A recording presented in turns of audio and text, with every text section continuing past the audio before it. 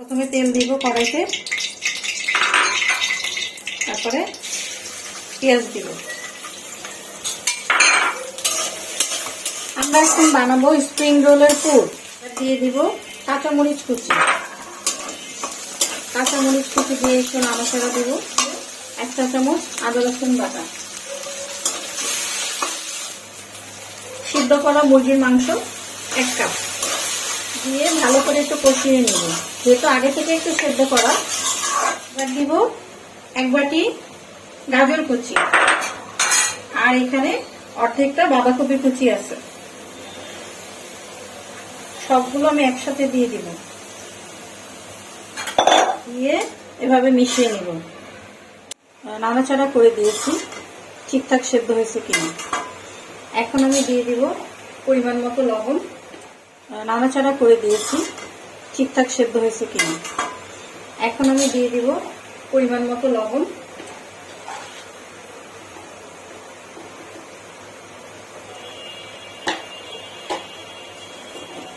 Half চা চামচ গোলমরিচের গুঁড়া,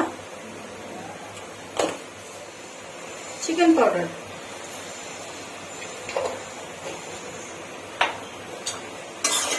এবার ভালো করে নেড়ে পানিটা শুকানো পর্যন্ত অপেক্ষা করব।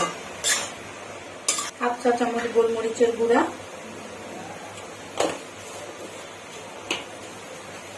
সামান্য সয়া সস, চিকেন পাউডার।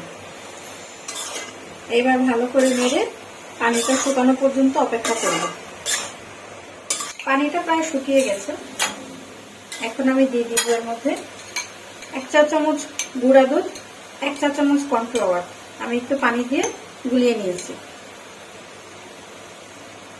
এবারে তাকে একটুখানি শুকিয়ে নিব, আর সাথে অ্যাড করে দিব ধনিয়া পাতা। রেডি হয়ে গেল আমার চিকেন স্প্রিং রোলের পুর। বিশ্বাস করেন, একবার এইভাবে বানিয়ে দেখবেন, প্রেমে পড়ে যাবেন। এটা শীটগুলোকে আমি এরকম আড়াআড়িভাবে কেটে দেব 3 কোনা করে।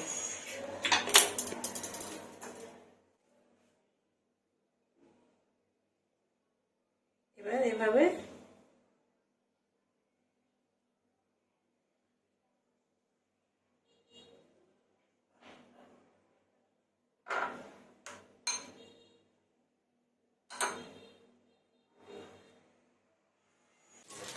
এইরকম ব্রাউন কালার হলে আমরা নামিয়ে নেব।